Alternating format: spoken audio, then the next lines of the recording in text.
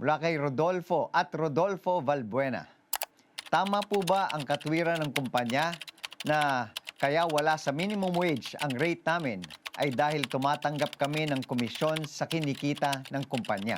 Ako po ay namamasukan sa aquaculture bangus dito sa Pangasinan. 260 pesos po rate namin at 3% naman po ang kinikita ng kumpanya na binibigay sa amin. Ano po ba ang sinasabi ng batas natin tungkol dito? At ano po ang pwede naming gawin?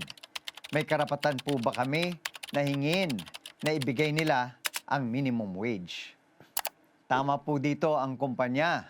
Ang sweldo ng isang empleyado ay ang mga tinatanggap niya na pera mula sa kumpanya. Maring nakatakda ito o fixed, o maaari din na nakabase sa oras na ginugugol sa trabaho, sa tungkuling iniatang sa kanya o sa bawat produktong kanyang gagawin. O kaya naman ay nakabase din sa komisyon.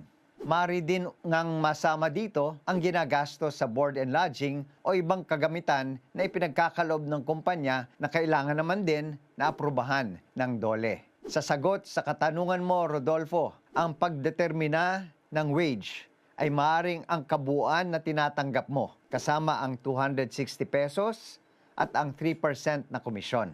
Dapat nga lang na ang suma nito ay aabot sa nakatakdang minimum wage sa riyon kung saan ka nagtatrabaho, dyan sa Pangasinan, na nakabase rin naman sa 8 oras na pagtatrabaho. Malinaw din dapat ito sa inyong kontrata ng pag-empleyo.